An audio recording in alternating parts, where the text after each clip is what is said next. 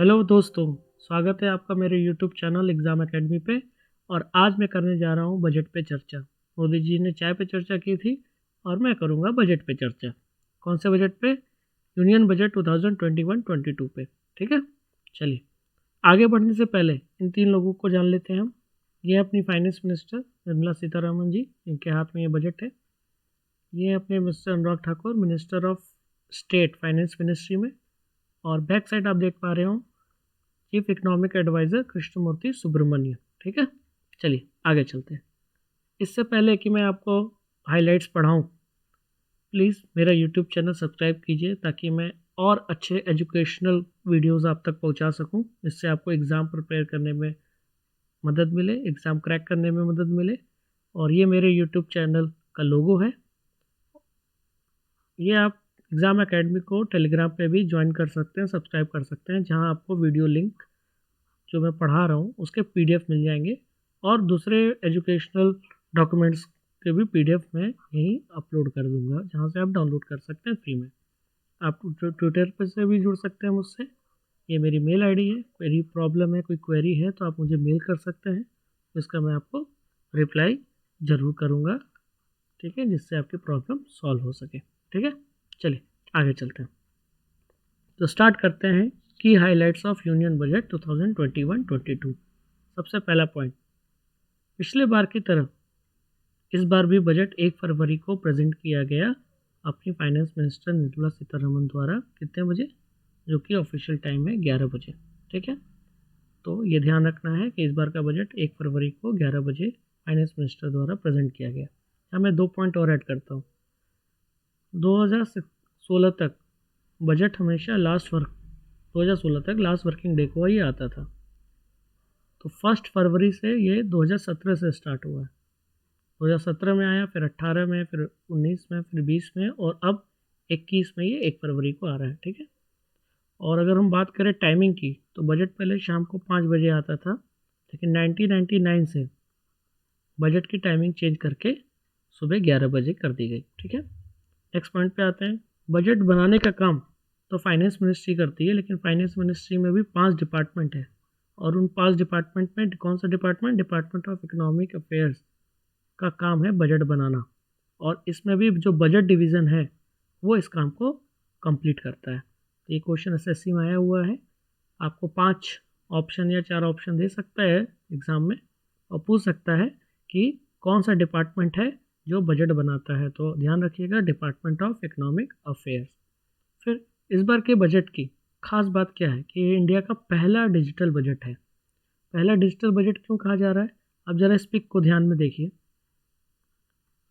ये जो बजट है, ये बजट पेपर के रूप में नहीं है, बजट टैबलेट के रूप में है। टैबलेट है इस रेड रंग के कवर के अंदर, और टैबलेट के अंदर बजट की सॉफ्ट कॉपी है। इसलिए इसको इंडिया का पहला डिजिटल बजट कहा जा रहा है, क्योंकि इससे पहले कभी ऐसा नहीं हुआ कि बजट को किसी टैबलेट में या लैपटॉप में सॉफ्ट कॉपी में प्रेजेंट किया गया हो। हमेशा बजट जो प्रेजेंट किया गया वो पेपर फॉर्म में प्रेजेंट किया गया।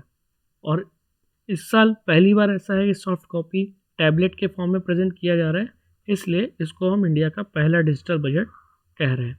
और ये इंडिया की गवर्नमेंट और अपने प्राइम मिनिस्टर नरेंद्र मोदी जी के एम्बिशन को, उनके फ्यूचर स्कोप को दिखा रहा है कि वो इंडिया को डिजिटाइज बनाना चाह रहे हैं, डिजिटल इंडिया मिशन को बढ़ाना चाह रहे हैं।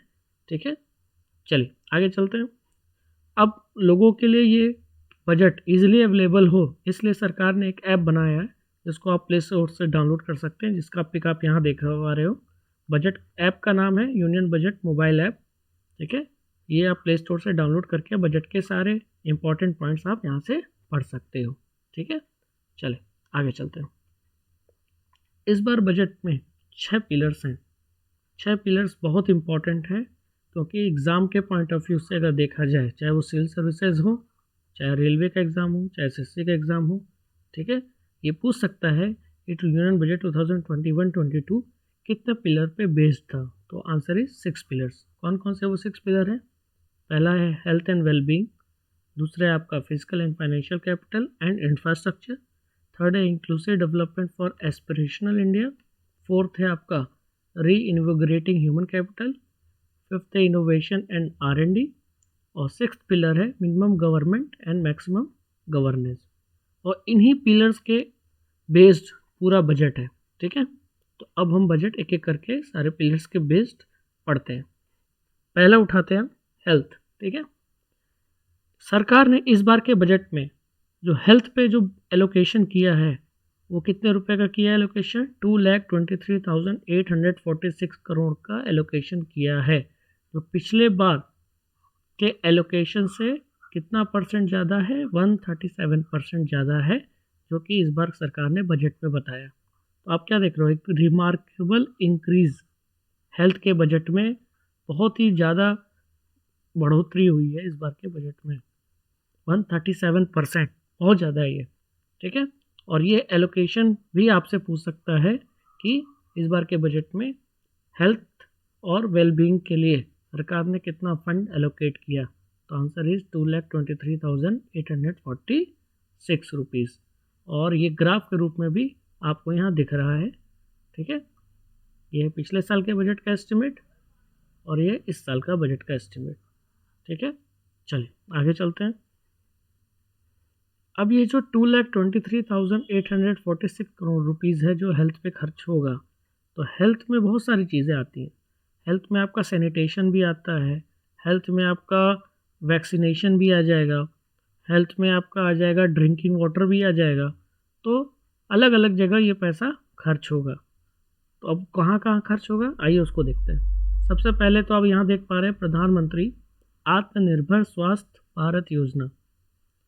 तो इसके लिए सरकार ने बोला है कि हम 64,180 करोड़ रुपीज़ 6 सालों में खर्च करेंगे, आने वाले 6 सालों में। और ये पैसा खर्च होगा तो इससे होगा क्या? इससे हमारे देश में प्राइमरी, सेकेंडरी और टर्शरी लेवल पे जो हेल्थ सुविधाएं हैं, हेल्थ इंफ्रास्ट्रक्चर हैं, उनको इम्प्रूव करने में मदद मिलेगी।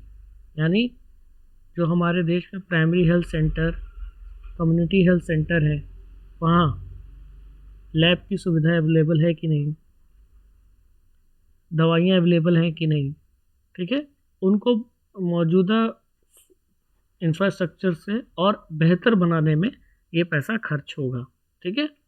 फिर आगे चलें, दूसरी बात करें तो देश में आप national institutes of virology, virology मतलब होता है स्टडी ऑफ वायरस।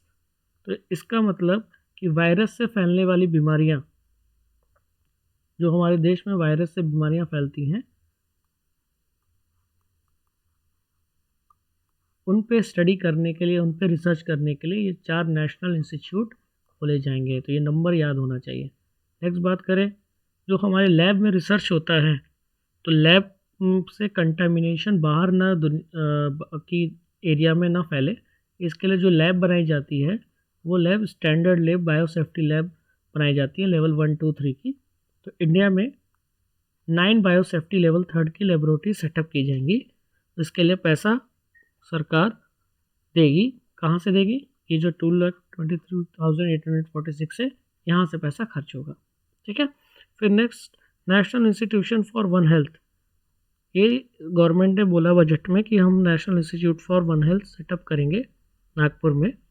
और यहाँ जो एनिमल से ह्यूमंस में जो डिजीज़ फैलते हैं, उन पे स्टडी का, रिसर्च का काम इस इंस्टीट्यूशन में किया जाएगा, ठीक है। नेक्स्ट बात करें, मिशन पोषण 2.0। अब ये क्या है? ये 2 स्कीमें, जो ऑलरेडी 2 स्कीमें चल रही थी, कौन कौन सी? एक तो आप यहाँ देख पा रहे हो सप्लीमेंट्री न्यूट्रिशन प्रोग्राम, और दूसरा पोषण अभियान। दोनों को सरकार ने मर्ज करके एक कॉमन सिंगल स्कीम बना रखा है, जिसका नाम है मिशन पोषण 2.0। इसका मकसद है इंडिया में कुपोषण यानी मेल न्यूट्रिशन को ख़त्म करना। कहाँ से? 112 एस्पिरेशनल डिस्ट्रिक्ट से, ठीक है। अब ये एस्पिरेशनल डिस्ट्रिक्ट की संख्या इंपॉर्टेंट है यहाँ, ठीक है, कि मिशन पोषण 2.0 कितने एस्पिरेशनल डिस्ट्रिक्ट से मेल न्यूट्रिशन को ख़त्म करने का टारगेट है। तो ये नंबर आपको याद होना चाहिए, 112। अब ये एस्पिरेशनल डिस्ट्रिक्ट का कंसेप्ट नीति आयोग ने दिया है। वो डिस्ट्रिक्ट जो बाकी डिस्ट्रिक्ट से हेल्थ के मामले में पीछे हैं, और जो कि डेवलपमेंट करना चाहते हैं और दूसरे डिस्ट्रिक्ट जैसा बनना चाहते हैं, उन डिस्ट्रिक्ट को एस्पिरेशनल डिस्ट्रिक्ट कहा जाता है। ठीक है, तो इन 112 एस्पिरेशनल डिस्ट्रिक्ट में ये स्कीम चलाई जाएगी, मिशन पोषण 2.0। ठीक है, फिर कम्युनिकेबल डिजीज़ के स्प्रेड और उसको टैकल करने के लिए सरकार national centre for disease control को और मजबूत करेगी, ऐसा सरकार ने बताया। तो कोविड-19 पेंडेमिक के बाद सरकार को जो पता चला कि कम्युनिकेबल डिजीज़ कितनी खतरनाक हो सकती हैं, तो इसको ट्रैक करना और इसको चेक करना बहुत ज़रूरी है समय समय पे। इसके लिए एनसीडीसी को और स्ट्रेंथन किया जाएगा। ठीक है, फिर अगर हम बात करें नेक्स्ट, तो जल जीवन मिशन की बात सरकार ने इस बार बजट में की गई है। जल जीवन मिशन किस लिए लॉन्च करेगी सरकार? इससे देश की 4,378 यानी 4,378 अर्बन लोकल बॉडीज़ यानी जो नगर पालिकाएँ हैं, वहाँ लोगों तक पीने का साफ पानी नलों द्वारा पहुँचाने का टारगेट है। और कितने शहरों में? 500 अमृत शहरों में ये पानी पहुँचाया जाएगा अंडर द स्कीम ऑफ जल जीवन मिशन अर्बन। ठीक है, तो ये रहा आपका एक पूरा हेल्थ पे मेन पॉइंट्स जो हमने कवर किया। आगे चलते हैं, अब हम उठाते हैं इंडस्ट्री। इंडस्ट्री की बात करें तो सबसे पहले भारत को आत्मनिर्भर बनाने के लिए, अच्छा एक बात और बता दूं मैं कि जो इस बार का बजट है, बजट 2 हिस्सों में डिवाइडेड है, part A, part B. Part A का मकसद है भारत को आत्मनिर्भर बनाना और उसके लिए अलग अलग पॉइंट्स सरकार ने बताए हैं, और पार्ट बी में मेनली टैक्सेस के बारे में सरकार ने बताया है। ठीक है, तो ये ध्यान रखिएगा कि बजट को 2 हिस्सों में बांट के सरकार ने प्रेजेंट किया है, पार्ट ए और पार्ट बी। तो अभी जो सारी चीज़ें हम पढ़ रहे हैं वो पार्ट ए के अंतर्गत पढ़ रहे हैं, जिसमें हेल्थ, इंडस्ट्री, इंफ्रास्ट्रक्चर आ जाएगा, और पार्ट बी में मेनली आपका क्या आएगा? टैक्सेस, चाहे वो डायरेक्ट हो चाहे इनडायरेक्ट। ठीक है, तो अगर हम इंडस्ट्री की बात करें, जैसे पार्ट ए का मकसद था आत्मनिर्भर बनाना। अब आत्मनिर्भर हम कैसे बनेंगे? तो अगर इंडस्ट्री के पॉइंट ऑफ व्यू से समझें, तो अगर हम देश में खुद मैन्युफैक्चरिंग कर सकें गुड्स का, तो हमको बाहर से ख़रीदने की ज़रूरत नहीं पड़ेगी, इंपोर्ट करने की ज़रूरत नहीं पड़ेगी। और अगर हम बाहर से इंपोर्ट नहीं करेंगे तो हम क्या बन सकते हैं? आत्मनिर्भर। ठीक है, तो डोमेस्टिक जो भी प्रोडक्शन है उसको बूस्ट करने के लिए, उसको बढ़ाने के लिए, ठीक है, और अगर ज़्यादा बनाएंगे तो हम बाहर एक्सपोर्ट भी कर पाएंगे ज़्यादा से ज़्यादा, और ज़्यादा लोगों को रोज़गार भी मिलेगा इसी बहाने। तो इसके लिए सरकार ने प्रोडक्शन लिंक्ड इंसेंटिव यानी पीएलआई स्कीम लॉन्च की है। कितने सेक्टर्स में? 13 सेक्टर्स में, और इसके लिए सरकार 1.97 लाख करोड़ रुपए अगले 5 साल में खर्च करेगी, जिसकी शुरुआत इसी फाइनेंशियल ईयर से होगी। ठीक है, अब ये प्रोडक्शन लिंक्ड इंसेंटिव क्या होता है? इंसेंटिव एक तरीके का क्या होता है, जब कोई इंसान कोई टारगेट अचीव करता है तो उसको उसके बदले में जो मॉनेटरी बेनिफिट मिलता है, तब जो पैसों का सपोर्ट मिलता है, जो उसको प्रोत्साहित करता है, प्रोत्साहन राशि जिसको कहते हैं, वही है इंसेंटिव। तो इसमें सरकार ये बोल रही है इंडस्ट्रीज़ को, वो इंडस्ट्रीज़ जो किस 13 सेक्टर्स को बिलोंग करती हैं, जिसमें आपका इलेक्ट्रॉनिक्स है, ऑटोमोबाइल है, इसमें आपका टेक्सटाइल है, इसमें स्टील है, ऐसी बहुत सारे सेक्टर्स की इंडस्ट्रीज़ हैं। तो सरकार बोल रही है कि अगर आप एक सर्टेन लेवल तक मैन्युफैक्चरिंग करते हो तो हम आपको पैसा प्रोवाइड करेंगे एज ए मॉनेटरी सपोर्ट। ठीक है, यानी हम आपको इंसेंटिव देंगे जितना, मतलब एक सरकार ने अलग अलग टारगेट बना रखे हैं कि आप इतना प्रोडक्शन करो, इतना प्रोडक्शन करोगे तो हम आपको इतना इंसेंटिव देंगे, इससे ज़्यादा करोगे तो हम इतना इंसेंटिव देंगे। तो कंपनियों को क्या होगा? कंपनियां इससे अट्रैक्ट होंगी और इंडिया में ज़्यादा से ज़्यादा मैन्युफैक्चरिंग करना चाहेंगी, ताकि बदले में सरकार की तरफ से उनको मॉनेटरी हेल्प मिल सके। और इसी कंपटीशन में अगर मैन्युफैक्चरिंग इंडिया में बढ़ेगी तो मैन पावर चाहिए, और मैन पावर के लिए लोगों को रोज़गार भी मिलेगा, और जब ज़्यादा प्रोडक्शन होगा तो हम चीज़ें एक्सपोर्ट भी कर पाएंगे, तो बदले में हमको इनकम भी होगी। तो कुल मिला के भारत आत्मनिर्भर बन सकता है। यही है आपका पीएलआई स्कीम। तो यहाँ पीएलआई का फुल नेम आपको बहुत इंपॉर्टेंट है, एग्जाम में पूछ सकता है। नेक्स्ट हम बात करें टेक्सटाइल सेक्टर के लिए सरकार ने मित्र स्कीम लॉन्च की है, मेगा इन्वेस्टमेंट टेक्सटाइल पार्क, जिसका मेन एम है इंडिया में 7 टेक्सटाइल पार्क बनाकर इंडिया में टेक्सटाइल के प्रोडक्शन को बूस्ट करना और टेक्सटाइल में ज़्यादा से ज़्यादा इन्वेस्टमेंट लाना अगले 3 सालों में। तो टेक्सटाइल से रिलेटेड है ये मित्रा स्कीम। तो आपसे ये पूछ सकता है MITRA scheme is related to which sector, तो ये ध्यान रखिएगा। और मित्रा स्कीम का फुल नेम भी बहुत इंपॉर्टेंट है। चलिए नेक्स्ट स्लाइड पे चलते हैं। अगर हम बात करें स्क्रैपिंग पॉलिसी की, तो स्क्रैपिंग पॉलिसी इस समय बहुत चर्चा में है। नितिन गडकरी जी जो हमारे minister of road transport and highway हैं, उन्होंने इस पे कुछ प्रेस कॉन्फ्रेंस भी की थी। क्या है स्क्रैपिंग पॉलिसी, इसका फ़ायदा क्या है, आइए जानते हैं। सबसे पहले इसको समझते हैं। अगर गाड़ियाँ पुरानी हैं, ठीक है, तो वो पॉल्यूशन भी करेंगी, पॉल्यूशन भी बढ़ाएंगी, और उनका क्योंकि एवरेज कम है, पुरानी गाड़ियां हैं, इंजन पुराना हो गया तो एवरेज भी घट जाएगा।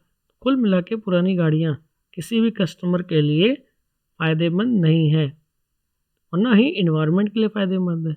तो सरकार इस स्क्रैपिंग पॉलिसी में बोल रही है कि पर्सनल व्हीकल जो 20 साल पुराने हैं या उससे ज़्यादा हैं पुराने, और कमर्शियल व्हीकल जो 15 साल या उससे ज़्यादा पुराने हैं, सरकार उसको स्क्रैप में लोगों से बोल रही है कि आप उसको स्क्रैप में बेच दीजिए।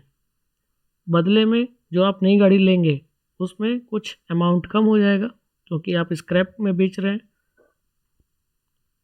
अब इससे होगा क्या, इससे ये होगा कि जो कबाड़ में जो गाड़ियाँ बिकेंगी, उस कबाड़ में जो स्टील है वो रिसाइकिल हो जाएगा,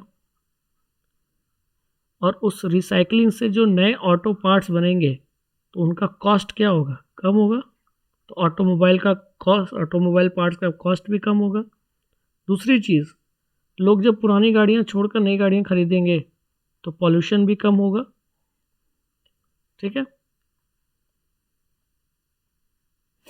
तो ये ध्यान रखना है कि हमारे पॉल्यूशन को कम करने में मदद कर रहा है स्क्रैपिंग पॉलिसी। हमारे ऑयल पे जो निर्भरता है उसको भी कम कर रहा है क्योंकि एवरेज कम होगा पुरानी गाड़ियों का, और पुरानी गाड़ियाँ ज़्यादा चलेंगी, जाहिर सी बात है पेट्रोल डीजल की डिमांड ज़्यादा होगी, ठीक है। तो इससे हमारा ऑयल पे डिपेंडेंसी भी कम होगा, पॉल्यूशन भी कम होगा। तो हर तरीके से ये स्क्रैपिंग पॉलिसी बढ़िया है। इसलिए सरकार बोल रही है कि पुरानी गाड़ियाँ को स्क्रैप में आप बेच दीजिए, ठीक है। अब उसका जो लिमिट तय किया है सरकार ने वो 20 साल और 15 साल, पर्सनल गाड़ियों के लिए 20 साल और कमर्शियल व्हीकल्स के लिए 15 साल, ठीक है। नेक्स्ट, अब आते हैं इंफ्रास्ट्रक्चर। तो अभी तक हमने क्या कवर कर लिया, हेल्थ कवर कर लिया, फिर इंडस्ट्री कवर कर लिया। अब आते हैं इंफ्रास्ट्रक्चर पे। इंफ्रास्ट्रक्चर में कई पॉइंट्स हैं, इसमें पहला हम उठाते हैं रोड एंड हाईवेज, ठीक है। इस बार सरकार ने ministry of road transport and highways के लिए 1,18,101 लाख करोड़ रुपीज़ एलोकेट किया है। तो ये अमाउंट आपको याद रखना बहुत ज़रूरी है, 1,18,101, जो कि कहाँ खर्च होगा। अब ये अलग अलग चीज़ों पे खर्च होगा, जिसमें सबसे पहला है भारतमाला परियोजना के तहत 8,500 किलोमीटर जो सड़क है वो बनाई जाएंगी, जिसका टारगेट है 2022 तक, मार्च 2022 तक इस परियोजना के अंतर्गत 8,500 किलोमीटर सड़क निर्माण करना है। तो इस निर्माण में ये पैसा खर्च होगा, और कुछ पैसा इसमें से कहाँ खर्च किया जा रहा है, तो सरकार ने इस साल इकोनॉमिक कॉरिडोर डिक्लेयर किया है बजट में, जहां इकोनॉमिक कॉरिडोर बनाए जाएंगे 4 राज्यों में। वो राज्य कौन कौन से हैं, तमिलनाडु, केरला, वेस्ट बंगाल, असम। तमिलनाडु में 3,500 किलोमीटर का, केरला में 1,100 किलोमीटर का, वेस्ट बंगाल में 675 किलोमीटर का, और असम में 1,300 किलोमीटर का ये इकोनॉमिक कॉरिडोर बनाया जाएगा, और इसका पैसा भी इसी एलोकेशन से ही आएगा, ठीक है। नेक्स्ट चलते हैं। और इसी पैसे का यूज़ करके सरकार इंडिया में जो इस समय करंट में एक्सप्रेसवे चल रहे हैं परियोजनाएं, उनको भी पूरा करेगी। जैसे कि आप देख पा रहे हो यहाँ दिल्ली से मुंबई, नेक्स्ट बेंगलुरु से चेन्नई, नेक्स्ट आपका दिल्ली से देहरादून, कानपुर से लखनऊ, चेन्नई सेलम, रायपुर विशाखापट्टनम, अमृतसर जामनगर, और दिल्ली से कटरा। तो ये सारे एक्सप्रेसवे इकोनॉमिक कॉरिडोर के लिए पैसा भी यहीं एलोकेशन से आएगा। चलिए, तो रोड हाईवेज हमने कवर कर लिया। अब आते हैं सेकंड, इंफ्रास्ट्रक्चर के सेकंड में, जो कि है रेलवेज। अब रेलवेज की बात करें तो इस बार रेलवेज पे कितना फंड एलोकेट किया है सरकार ने? 1,10,055 करोड़ रुपीज़ सरकार ने रेलवेज पे एलोकेट किया है। तो ये रेलवेज का एलोकेशन हमको ध्यान रखना बहुत ज़रूरी है। नेक्स्ट अगर बात करें, सरकार ने इस बार के बजट में national rail plan for India 2030 की बात कही है। और ये national rail plan for India है क्या? तो इंडिया में जो माल ढुलाई हो रही है, जो भी गुड्स हैं, गुड्स का ट्रांसपोर्टेशन कैसे हो रहा है? या तो ट्रक से हो रहा है, या तो ट्रेन से, या तो शिप से। तो इसमें जो ट्रेन का जो करंट शेयर है वो है 27%, और इसको सरकार चाहती है हम बढ़ाकर कितना कर दें? 2030 तक 45% करना चाहती है। यही मकसद है, मोटो है national rail plan for India का। ठीक है, नेक्स्ट चले तो नेक्स्ट दिसंबर 2023 तक का टारगेट सरकार ने सेट किया है कि हम ब्रॉड गॉज के रूट्स पे 100% इलेक्ट्रिफिकेशन कर देंगे। तो ये 100% इलेक्ट्रिफिकेशन का टारगेट ये एग्ज़ाम में पूछा जा सकता है, स्पेशली बैंक एग्ज़ाम में। ये क्वेश्चन क्योंकि पिछले बार भी इस तरीके का टारगेट था बजट में और एग्ज़ाम में पूछा गया था। तो ये ध्यान रखना है कि 100% इलेक्ट्रिफिकेशन का टारगेट कितने तक का है? दिसंबर 2023 तक का है। नेक्स्ट बात करें तो अभी फ़िलहाल 1 अक्टूबर 2020 तक 41,548 रूट किलोमीटर्स पे इलेक्ट्रिफिकेशन का काम पूरा हो चुका है। और सरकार ने ये बोला है बजट में कि 2021 के एंड तक इस 41,548 को हम बढ़ाकर इलेक्ट्रिफिकेशन का काम 46,000 किलोमीटर्स तक कर देंगे। ये हमारा टारगेट है। तो ये ध्यान रखना है कि जो इलेक्ट्रिफिकेशन का काम चल रहा है वो 2021 तक 46,000 रूट किलोमीटर तक पहुंचाने का टारगेट है, ऐसा बजट में निर्मला सीतारमण जी ने कहा। ठीक है, नेक्स्ट बात करें तो एक बहुत ही इंटरेस्टिंग फ़ोटो आप यहाँ देख पा रहे हो। ये फ़ोटो है नए कोचेस की, इसका नाम है विस्टाडोम LHB कोचेस। तो जो टूरिस्ट सर्किट है, मतलब टूरिस्ट रूट पे जो सर्किट, जैसे अगर आप IRCTC के वेबसाइट पे जाओ तो बहुत सारी ऐसी ट्रेनें चलती हैं जो स्पेशली टूरिस्ट के लिए ही फोकस होकर चलती है, जैसे बुद्धा सर्किट है। ठीक है, और बहुत सारी टूरिस्ट ट्रेनें हैं। तो इन ट्रेनों में जो पैसेंजर्स जा रहे हैं उनके लिए एक बेटर व्यू हो, आसपास का जो सराउंडिंग है उसका बेटर व्यू मिल सके, इसके लिए सरकार ने रेलवे ने स्पेशल कोच डिज़ाइन किया है। जैसे आप देख पा रहे हो यहाँ साइड में तो विंडो पैनल है यहाँ, लेकिन रूफ पे भी विंडो पैनल है, जिससे आपको एक बहुत अच्छा व्यू मिलेगा सराउंडिंग का। तो टूरिस्ट रूट पे चलने वाली ट्रेनों में ये कोच लगाए जाएंगे और इन कोचेस का नाम है विस्टाडोम कोचेस। ठीक है, ये ध्यान रखना है जो आपको एग्ज़ाम में पूछ सकता है। ठीक है, नेक्स्ट चले तो इंफ्रास्ट्रक्चर में हमने अभी तक क्या कवर किया? हमने कवर किया रोड, हमने कवर किया रेलवेज। अब आते हैं इंफ्रास्ट्रक्चर में थर्ड, पावर। पावर में बात की जाए तो इंडिया में जितना प्रेजेंटली इलेक्ट्रिक जनरेशन है उसमें सरकार 139 गीगावाट और इलेक्ट्रिसिटी जनरेट करने का टारगेट है आने वाले 6 सालों में, जिससे 2.8 करोड़ लोगों को बिजली सुविधाएं मिल सकेंगी। ठीक है, तो ये टारगेट आपको याद रखना है 139 गीगावाट का। फिर नेक्स्ट बात करें तो इलेक्ट्रिक इंफ्रास्ट्रक्चर को इम्प्रूव करने के लिए सरकार ने स्कीम लाने का सोचा है। इसके लिए सरकार ने कितना फंड एलोकेट किया है? 3,05,984 करोड़ रुपीज़, जो कि अगले 5 सालों में खर्च होगा। ठीक है, नेक्स्ट बात करें तो बहुत ही इंपॉर्टेंट क्वेश्चन इस बार बन सकता है हाइड्रोजन एनर्जी मिशन। सरकार ने इस बार के बजट पे बोला है कि हम हाइड्रोजन एनर्जी मिशन लॉन्च करने जा रहे हैं। अब ये हाइड्रोजन एनर्जी मिशन है क्या? देखिए, प्रेजेंटली अगर देखा जाए तो मैक्सिमम गाड़ियाँ किस पे चल रही हैं? पेट्रोल डीजल पे। तो पेट्रोल डीजल का जो रिसोर्स है वो दिन पे दिन क्या हो रहा है? कम हो रहा है। तो हमारे पास इसका एक अल्टरनेट होना चाहिए। तो अल्टरनेट में सबसे पहले दिमाग में आपके नाम आता है इलेक्ट्रिक गाड़ियाँ, और धीरे धीरे इनका डिमांड बढ़ भी रहा है, ठीक है, जिससे हम पेट्रोल डीजल पे जो अपनी डिपेंडेंसी है उसको कम कर ले जाएंगे, ठीक है। अब इलेक्ट्रिक गाड़ियों के लिए ईंधन पेट्रोल डीजल की जगह हम बात करें तो ईंधन का काम, फ्यूल का काम कौन कर सकता है? हाइड्रोजन, ठीक है। तो इसके पीछे की केमिस्ट्री थोड़ा समझ लेते हैं, तब आपको पूरा चीज़ समझ में आ जाएगा। हाइड्रोजन फ्यूल सेल की बात करें तो हाइड्रोजन फ्यूल सेल हाइड्रोजन और ऑक्सीजन को यूज़ करके क्या बनाता है? वाटर बनाता है।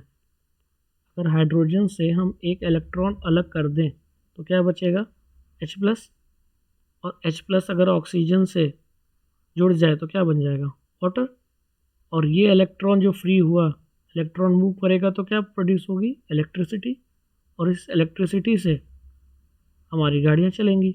इसका मतलब कि हाइड्रोजन का यूज़ करके हम गाड़ियाँ चला सकते हैं और हाइड्रोजन को हम एज ए फ्यूल यूज़ कर सकते हैं, तो हमारी पेट्रोल डीजल पे डिपेंडेंसी कम हो जाएगी। तो इसके लिए सरकार ने ऑटोमोबाइल इंडस्ट्री से बातचीत की है और हाइड्रोजन एनर्जी मिशन को लाने की बात कही है इस बार के बजट में, ठीक है, जिससे इस क्षेत्र में ज़्यादा से ज़्यादा रिसर्च हो सकेगा और धीरे धीरे गाड़ियाँ हाइड्रोजन पे चलना शुरू हो जाएंगी। अब आते हैं next port shipping and waterways पे। पोर्ट शिपिंग एंड वाटरवेज की बात की जाए तो सबसे पहले दिख रहा है कि जैसे आपने देखा होगा कुछ ट्रेनें ऐसी चलाई गई थी सरकार द्वारा जिसमें जो सुविधाएं हैं वो प्राइवेट कंपनियां दे रही हैं, जैसे कैटरिंग का काम प्राइवेट कंपनियां कर रही हैं, ठीक है, यानी पीपीपी मॉडल पे सरकार ने ट्रेनें चलाई। उसी तरह सरकार का टारगेट है कि इंडिया में जो बड़े बड़े मेजर पोर्ट्स हैं उनके मैनेजमेंट, उनके ऑपरेशनल सर्विसेज को कैसे मैनेज किया जाए, तो मैनेज करने का काम सरकार कुछ प्राइवेट कंपनियों को देंगी। ऐसे 7 प्रोजेक्ट बनाना स्टार्ट करने का सरकार ने बोला है, जिनकी कीमत 2000 करोड़ से ज़्यादा हो गई, ठीक है, और ये शुरू होंगे फाइनेंशियल ईयर 21-22 में ये स्टार्ट हो जाएंगे, ठीक है, तो ये ध्यान रखना है आपको। फिर नेक्स्ट बात करें फ्लैगिंग ऑफ मर्चेंट शिप्स के लिए।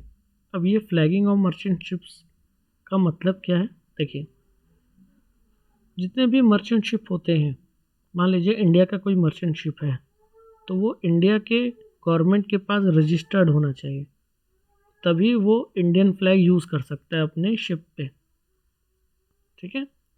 तो इसी को कहते हैं फ्लैगिंग ऑफ मर्चेंट शिप, यानी किसी मर्चेंट शिप का उसी कंट्री, जिस कंट्री को वो बिलोंग करता है, वहाँ उसका रजिस्टर्ड होना, ताकि वो उस कंट्री का फ्लैग यूज़ कर सके, और ये इस बात को भी दर्शाएगा कि वो उस कंट्री के मैरीटाइम लॉज को फॉलो कर रहे हैं, ठीक है।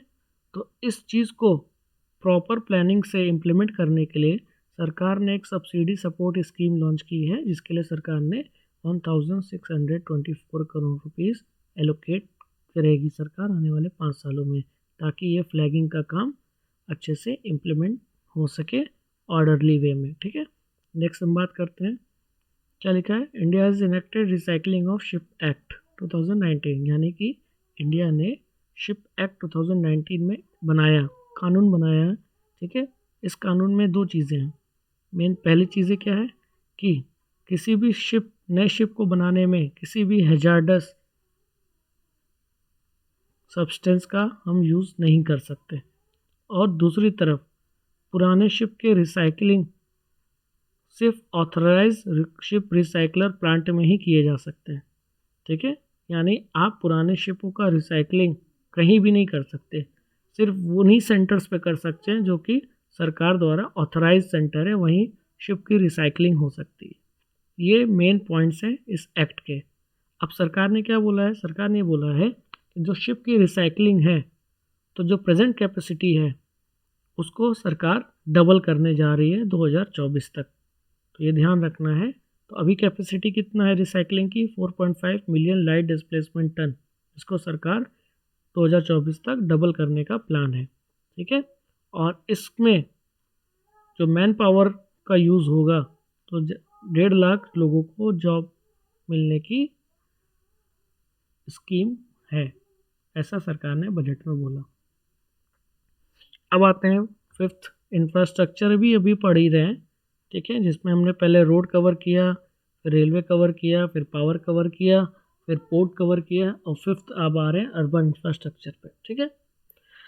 अब अर्बन इंफ्रास्ट्रक्चर में जो पहला पॉइंट आप देख पा रहे हो, मेट्रो लाइट सेवाएं और मेट्रो न्यू सेवाएं सरकार स्टार्ट करने जा रही है। कौन सी शहरों में?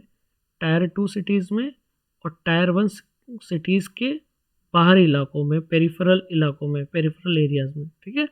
जैसे ये सिटीज़ हैं, तो सिटी का जो बाहरी एरिया है या इलाकों में सरकार मेट्रो लाइट और मेट्रो न्यू सुविधा लॉन्च करने जा रही है।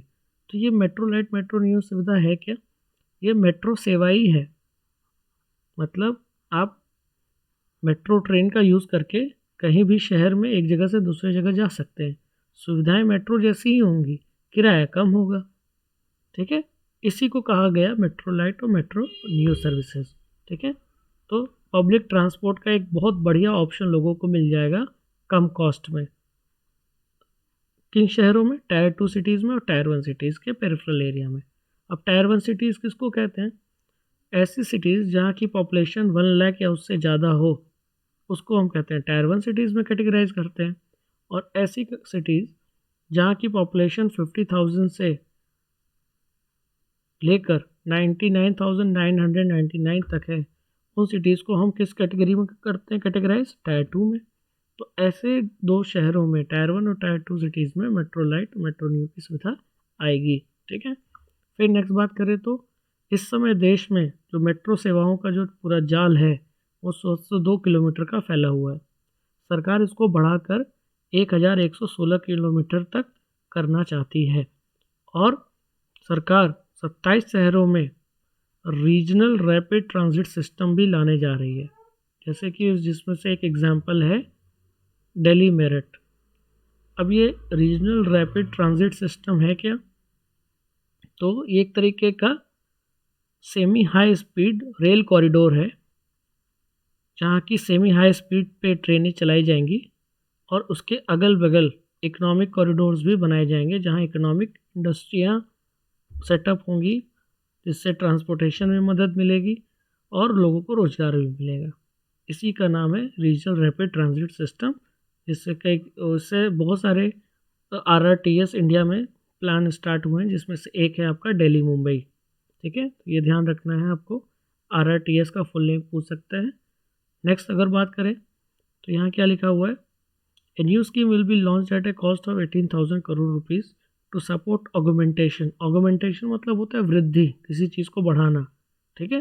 तो इंडिया में जो भी शहरें हैं, शहरों में पब्लिक ट्रांसपोर्ट का एक ऑप्शन होता है बस, ठीक है। तो बस सेवाएं को और इम्प्रूव करने के लिए PPP मॉडल और इनके रख रखाव के लिए सरकार ने 18,000 करोड़ रुपीज़ एलोकेट किया है, जो कि पैसा इनके रख रखाव, इनके मेंटेनेंस में खर्च होगा, जिससे इंडिया में मेन सिटीज़ की 20,000 बसेस का मेंटेनेंस हो पाएगा। फिर आगे चलते हैं, नेशनल इंफ्रास्ट्रक्चर पाइपलाइन NIP। अब NIP कंसेप्ट तो है पुराना, लेकिन इसमें कुछ चेंजेस सरकार ने इस बार के बजट में अनाउंस किए हैं। तो नेशनल इंफ्रास्ट्रक्चर पाइपलाइन का मतलब क्या है? नेशनल इंफ्रास्ट्रक्चर पाइपलाइन एक ग्रुप ऑफ इकोनॉमिक और सोशल इंफ्रास्ट्रक्चर प्रोजेक्ट्स है। मतलब बहुत सारे इंफ्रास्ट्रक्चर प्रोजेक्ट्स इस पाइपलाइन के अंडर आते हैं। तो दिसंबर 2019 तक इसमें केवल 6,835 प्रोजेक्ट्स थे, जिसको सरकार ने बढ़ाकर इस बार के बजट में 7,400 प्रोजेक्ट्स कर दिए। मतलब अब नेशनल इंफ्रास्ट्रक्चर पाइपलाइन के अंडर कितने प्रोजेक्ट्स होंगे? 7,400 प्रोजेक्ट्स इसका हिस्सा होंगे, ठीक है। तो वही इसको समझना क्योंकि काफ़ी लोगों को इसमें कन्फ्यूज़न होता है, इसलिए मैंने इसको अच्छे से समझाया है कि नेशनल इंफ्रास्ट्रक्चर पाइपलाइन जो है वो कई सारे प्रोजेक्ट्स का एक ग्रुप है, ठीक है। अब पहले उस कई सारे प्रोजेक्ट्स में केवल इतने प्रोजेक्ट्स थे, अब इसको बढ़ाकर हमने संख्या सरकार ने कितनी कर दी है, 7,400 प्रोजेक्ट्स को कर दी है। ठीक है, अब इतने प्रोजेक्ट्स, हर एक प्रोजेक्ट कई करोड़ का होगा, कुछ हो सकता है हज़ारों करोड़ का भी हो, और ऐसे कितने प्रोजेक्ट हैं, 7,400 करोड़, 400 प्रोजेक्ट्स हैं, सॉरी। तो इतने प्रोजेक्ट्स की फंडिंग के लिए पैसा चाहिए। पैसा कहाँ से आएगा, या तो सरकार दे या तो कहीं प्राइवेट से कम सेक्टर से आए। तो पैसा जुटाने के लिए, फंडिंग के लिए सरकार ने 3 रास्ते बताए हैं जिसके बारे में बजट में चर्चा है। पहला रास्ता क्या है कि सरकार डेवलपमेंट फाइनेंशियल इंस्टीट्यूशन सेटअप करेगी, और इसके लिए सरकार ने 20,000 करोड़ रुपए एलोकेट किए हैं, और ये 20,000 करोड़ में से पैसा लोन के फॉर्म में इस प्रोजेक्ट्स को फंड दिया जाएगा। ठीक है, मतलब ये जो इंस्टीट्यूशन होगा ये इस पैसे को लोन के रूप में फाइनेंस करेगी, और ये पैसा फिर पहुंचेगा इन प्रोजेक्ट्स में, और प्रोजेक्ट्स आगे प्रोसीड करेगा। ठीक है, तो पहला तरीका ये हो गया। सेकंड देख रहे हो आप, एसेट मोनेटाइजेशन। इसका मतलब जो भी सरकारी संपत्ति है, सरकार उसको बेच के उसके बदले में जो पैसा मिलेगा उस पैसे को इस प्रोजेक्ट्स में लगाएगी। तो दूसरा तरीका ये है, जैसे यहाँ लिखा हुआ है पब्लिक इंफ्रास्ट्रक्चर एसेट, जैसे कि NHI, ऑपरेशनल टोल रोड्स, यानी जो टोल प्लाजा है, ठीक है, उसको किसी प्राइवेट कंपनी को कॉन्ट्रैक्ट के रूप में दे दिया, और बदले में जो पैसा मिला उसको प्रोजेक्ट्स में लगा दिया। फिर गेल, IOCL, HPCL की गैस पाइपलाइन का मेंटेनेंस हो, एयरपोर्ट अथॉरिटी ऑफ इंडिया की टायर 2 और टायर 3 सिटीज़ में जो एयरपोर्ट्स हैं उनका रख रखाव हो। इस तरीके से बहुत सारे इंडिया में पब्लिक एसेट्स हैं, सरकारी संपत्ति है, जिसको सरकार किसी प्राइवेट कंपनी को बेच के उसके बदले में जो पैसा मिलेगा उसको इन प्रोजेक्ट्स में लगाएगी।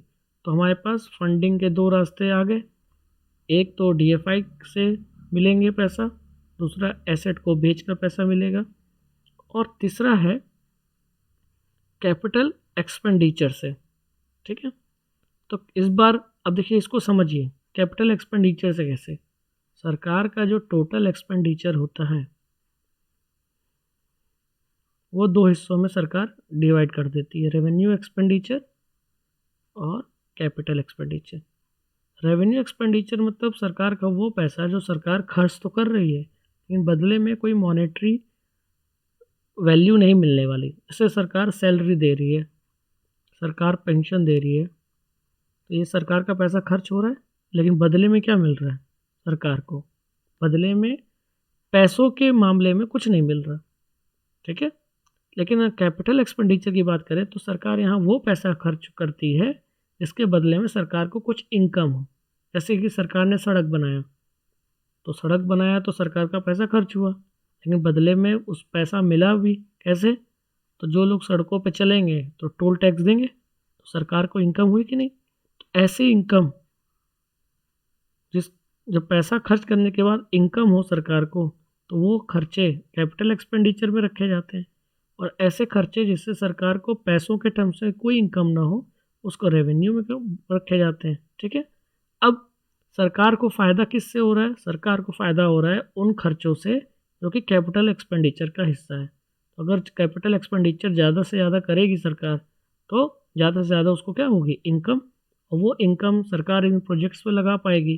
ठीक है, तो इसलिए सरकार ने इस बार के बजट में बोला है कि हमने कैपिटल एक्सपेंडिचर को 34.5% बढ़ाया है पिछले बजट की तुलना में। पिछले बजट में जो कैपिटल एक्सपेंडिचर था वो था आपका कितना, 4.12 लाख करोड़, और इस बार के बजट में जो कैपिटल एक्सपेंडिचर है वो कितना है, 5.54 लाख करोड़। तो कितना परसेंट इंक्रीज़, 34.5% इंक्रीज़। तो कैपिटल एक्सपेंडिचर बढ़ाया है, तो इसके बदले में सरकार को इनकम होगी, तो इनकम भी ज़्यादा होगी, इनकम भी बढ़ेगी, और वो इनकम इन प्रोजेक्ट्स पे लगाएगी सरकार। तो नेशनल इंफ्रास्ट्रक्चर की पाइपलाइन में आने वाले जो प्रोजेक्ट्स हैं उनको जो फंडिंग होगी वो इन 3 तरीक़ों से फंडिंग होगी, ऐसा सरकार ने बजट में बताया। और यहाँ एक पॉइंट और समझ में आया कि इस बार का जो कैपिटल एक्सपेंडिचर है वो कितने लाख करोड़ रुपए का है, 5.54 लाख करोड़ का है। ये ध्यान रखने वाली बात है, और पिछले बजट की तुलना में कितना परसेंट ज़्यादा है, 34.5%। चलिए, अब बहुत ही मूलभूत चीज़ हम पढ़ने जा रहे हैं जो है एग्रीकल्चर। कृषि प्रधान देश है अपना। अभी भी सबसे ज़्यादा रोजगार देने वाला क्षेत्र इंडिया का एग्रीकल्चर ही है। सबसे ज़्यादा लोग निर्भर इसी क्षेत्र पे हैं। ठीक है, आइए जानते हैं सरकार ने बजट में एग्रीकल्चर के लिए क्या क्या मेजर अनाउंसमेंट किए हैं।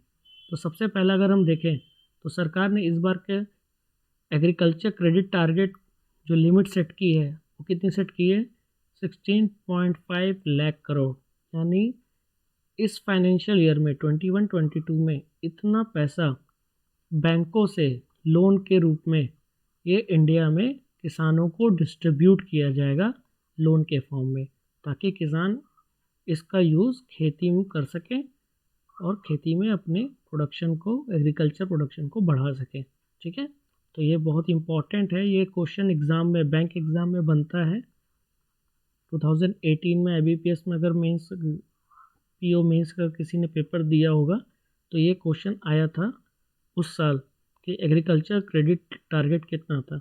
उसी तरह इस साल जो एग्ज़ाम होने वाले हैं बैंक में, उनके मेंस में ये क्वेश्चन बन सकता है। ठीक है, तो ये ध्यान रखना है, बहुत इंपॉर्टेंट पॉइंट है ये कि इस बार के बजट में सरकार ने एग्रीकल्चर क्रेडिट टारगेट या एग्रीकल्चर के लिए कितना टारगेट सेट किया है, वो है 16.5 लाख करोड़। तो ये डायरेक्टली फार्मर्स को ऐसे नहीं मिल जाएगा, ये पैसा बैंकों के थ्रू मिलेगा, लोन के फॉर्म में मिलेगा, और बाद में फिर ये लोन फार्मर्स को रिटर्न भी करना होगा, किसको, बैंक को। ठीक है, नेक्स्ट अगर बात करें तो नाबार्ड बैंक के अंडर दो फंड है। एक है आपका RIDF फंड, दूसरा है माइक्रो इरिगेशन फंड। तो इस बार के बजट में RIDF फंड के लिए सरकार ने कितना एलोकेशन किया है, 40,000 करोड़ रुपीज़। और माइक्रो इरिगेशन फंड के लिए सरकार ने कितना फंड एलोकेट किया, 10,000 करोड़ रुपीज़। और ये फंड का पैसा स्पेशल पर्पज़ के लिए ही खर्च होता है। अगर हम बात करें RIDF की, तो जैसे मान लीजिए कोई स्टेट गवर्नमेंट है जो किसी अपने स्टेट में एग्रीकल्चर इंफ्रास्ट्रक्चर को, ग्रामीण जो या रूरल इंफ्रास्ट्रक्चर को इम्प्रूव करना चाह रही है, उसके लिए स्टेट गवर्नमेंट ने कोई प्रोजेक्ट बनाया। अब उसको प्रोजेक्ट के लिए पैसा चाहिए, तो नाबार्ड इस फंड से पैसा उठाकर लोन के फॉर्म में उस स्टेट गवर्नमेंट को दे सकता है। ठीक है, उसी तरह किसी स्टेट गवर्नमेंट किसी अपने स्टेट में मान लीजिए कि कैनाल्स यानी नहरें बनाने का प्रोजेक्ट लाया, तो अब उसके लिए राज्य सरकार को पैसे चाहिए, तो नाबार्ड उसको माइक्रो इरिगेशन फंड से पैसा निकाल कर लोन के फॉर्म में दे सकता है। तो इस फंड में पैसा रहता है, उस फंड में जो पैसा है वो किसी स्पेसिफिक पर्पस के लिए ही खर्च किया जाता है। ये एलोकेशन आपको पता होना चाहिए, खासतौर से बैंक एग्ज़ाम में ये एरिया बैंक के पॉइंट ऑफ व्यू से बहुत इंपॉर्टेंट है, क्योंकि नाबार्ड भी बैंक है। ठीक है, और बैंक के क्वेश्चन में ये पूछा जा सकता है, बहुत ध्यान रखना है ये दोनों एलोकेशन, माइक्रो इरिगेशन फंड का और रूरल इंफ्रास्ट्रक्चर डेवलपमेंट फंड का। ठीक है, नेक्स्ट बात करें तो MSP, बहुत ही चर्चा का विषय है ये MSP। किसान आंदोलन में MSP के ऊपर मारकाट हो गया, लेकिन हल नहीं निकला। फिलहाल बात कर लेते हैं यहाँ MSP की। तो मिनिमम सपोर्ट प्राइस इसका पूरा नाम होता है। ठीक है, सरकार जो किसानों से अनाज खरीदती है, जो कृषि मंडी है, कृषि मंडी में किसान जाता है अपना अनाज लेकर, और उस अनाज को सरकार खरीदती है किसानों से। तो किस रेट पे खरीदती है, उसी रेट का नाम है MSP। ठीक है, फिलहाल देश में 23 एग्रीकल्चर कमोडिटीज़ का MSP तय किया जाता है। MSP तय कौन करता है, तो MSP तय करता है commission for agriculture cost and price, यानी CACP। बहुत इंपॉर्टेंट है, ये भी बहुत इंपॉर्टेंट है कि कितने कमोडिटीज़ का, 23 कमोडिटीज़ का MSP तय किया जाता है सरकार द्वारा। और इसको सरकार, इसी MSP पे सरकार ने जो कमोडिटीज़ को ख़रीदा उसको FCI के गोडाउंस में, वेयर हाउस में स्टोर करके रखा जाता है, और फिर PDS के माध्यम से, पब्लिक डिस्ट्रीब्यूशन सिस्टम की मदद से ये राशन की दुकानों पे भेजा जाता है, जहां गरीब राशन कार्ड दिखाकर इसको सस्ते दाम पे खरीदते हैं। तो अगर सरकार MSP पे अनाज ना खरीदे तो गरीबों को सस्ता अनाज कैसे देगी। ठीक है, इसलिए एमएसपी बहुत ही इम्पॉर्टेंट चीज़ है। अब हमेशा एमएसपी जो डिक्लेयर करती है सरकार, वो हमेशा सोइंग सीजन से पहले डिक्लेयर कर देती है, यानी बीज बोने से पहले। और बीज बोने के बाद जब तैयार हो गई फसल, उस समय मार्केट जो एमएसपी सरकार ने पहले से तय कर रखा था वही रेट पे खरीदेगी, रेट चेंज नहीं होता। ठीक है, अगर सरकार ने बोल दिया है कि 1400 रुपये प्रति कुंटल, तो वो 1400 रुपये प्रति कुंटल पे ही खरीदेगी। तो हमेशा सोइंग सीजन से पहले सरकार एमएसपी तय कर देती है। अब सरकार ने इस बार के बजट में क्या बोला है कि एमएसपी कितना होगा, जो भी प्रोडक्शन कॉस्ट आएगा लागत मूल्य से कम, लागत मूल्य का 1.5 गुना कम से कम एमएसपी होगा। इससे ज़्यादा भी हो सकता है, इससे कम नहीं होगा। अगर मान लेते हैं कि लागत 100 रुपये की आई, तो सरकार बोल रही है कि हम आपसे कम से कम 150 रुपये पे खरीदेंगे, यानी किसानों को तो 50 रुपये का कम से कम फ़ायदा तो होगा ही होगा। ठीक है, अगर इस एग्जाम्पल के हिसाब से चले तो ये टारगेट बहुत इंपॉर्टेंट है कि सरकार ने एमएसपी कितना सेट कर रखा है। सरकार ने एमएसपी सेट कर रखा है 1.5 times of the cost of production. ये 1.5 टाइम्स एटलीस्ट है, मतलब इससे ज़्यादा भी सरकार तय कर सकती है। ठीक है, नेक्स्ट, कोच्चि, चेन्नई, विशाखापट्टनम, पारादीप और पेटूघाट, ये सभी कोस्टल एरियाज़ पे लोकेटेड सिटीज़ हैं। और इन्हीं कोस्टल एरियाज़ पे ये जो 5 शहरें हैं, यहाँ फ़िशिंग हार्बर्स बनाने का सरकार ने डिक्लेयर किया है, जहाँ फ़िशिंग को ज़्यादा से ज़्यादा फ़िशिंग करके फ़िशेस को एक्सपोर्ट किया जा सके। नेक्स्ट, अगर हम बात करें तो 1000 मंडियों को ई नैम, ये ई नैम क्या है? E NAM online trading portal है, जहाँ की जाकर आप एग्रीकल्चर कमोडिटीज़ का ट्रेडिंग कर सकते हैं। तो ये ऑनलाइन प्लेटफॉर्म से 1000 मंडियों को जोड़ने की बात कही गई है इस बार के बजट में। तो ये बहुत ही इम्पॉर्टेंट पॉइंट्स हैं जो कि एग्ज़ाम में बन सकता है। 5 फिशिंग हार्बर्स भी एग्ज़ाम में पूछे जा सकते हैं। कौन कौन से शहरों में, शहरों का नाम आपको पता होना चाहिए। ठीक है, आगे चलते हैं। फिर इस बार के बजट में अगर हम बात करें तो सरकार ने एक ऑपरेशन ग्रीन की चर्चा की है। टॉप टू टोटल ये कहा गया है। अभी क्या है ऑपरेशन ग्रीन स्कीम, आइए इसको जानते हैं। टॉप से मतलब है टोमेटो, ओनियन, पोटैटो। ठीक है, तो टोमेटो, ओनियन, पोटैटो ये जो ट्रांसपोर्ट होते थे मालगाड़ियों द्वारा, ठीक है, तो जो ट्रेन द्वारा इनका जो ट्रांसपोर्टेशन होता था, सरकार ने बोला है रेलवेज़ ने कि अगर आप इनका ट्रांसपोर्टेशन करते हैं तो सरकार रेलवे का जो किराया होगा उसमें सरकार 50% की क्या देगी, सब्सिडी देगी। ठीक है, तो पहले तक तो ये केवल 3 क्रॉप्स के लिए ही था, टोमेटो, ओनियन, पोटैटो। लेकिन अब इसको सरकार ने बजट में क्या बताया कि हमने इसको बढ़ाकर 22 पेरिशेबल प्रोडक्ट्स के लिए, पेरिशेबल मतलब जो बहुत जल्दी ख़राब हो जाते हैं। ठीक है, तो अब पहले केवल 3 प्रोडक्ट्स के लिए था, अब 22 पेरिशेबल प्रोडक्ट्स के लिए इस स्कीम को, सब्सिडी को 50% कर दिया है। जिस 22 में आपके फ्रूट्स एंड वेजिटेबल्स भी आते हैं मेनली। ठीक है, तो ऐसे फ्रूट्स एंड वेजिटेबल जो जल्दी ख़राब होते हैं उनका ट्रांसपोर्टेशन आसानी से हो सके, इसलिए रेलवे ने ये सब्सिडी लाई है। मतलब अगर आप अपना फ्रूट्स या वेजिटेबल रेलवे के माध्यम से भेजना चाहते हैं, ट्रांसपोर्ट करना चाहते हैं, तो जो रेलवे का किराया होगा माल ढुलाई, उसमें सरकार आपको सब्सिडी दे रही है। और यही योजना है ऑपरेशन ग्रीन। तो क्योंकि पहले ये केवल 3 के लिए था, टोमेटो, ओनियन और पोटैटो टॉप, और अब ये 22 पेरिशेबल प्रोडक्ट्स के लिए है, तो इसीलिए इसको बोला जा रहा है टॉप से टोटल। बहुत ही इंपॉर्टेंट स्कीम है, ये ध्यान में रख के आपको चलना होगा, क्योंकि इस पर डेफिनेटली किसी न किसी एग्ज़ाम में क्वेश्चन बनेगा ही बनेगा। बहुत ही इंपॉर्टेंट है। टॉप टू टोटल का मतलब आपको समझाना होगा। ठीक है, ऑपरेशन ग्रीन स्कीम में सब्सिडी कितने % की दी जा रही है, ये क्वेश्चन बन सकता है। सब्सिडी किस पे दी जाएगी, ट्रांसपोर्टेशन पे। ठीक है, आगे चलते हैं। तो हमने एग्रीकल्चर कवर कर लिया, अब आते हैं एजुकेशन पे। तो एजुकेशन में आगे बढ़ने से पहले यहाँ आप एक ग्राफ देख पा रहे हो, ये 1920 का था, ये 2021 का था, ठीक है। अब आप क्या देख रहे हो, एजुकेशन पे खर्च होने वाला पैसा वो बढ़ रहा है हर साल।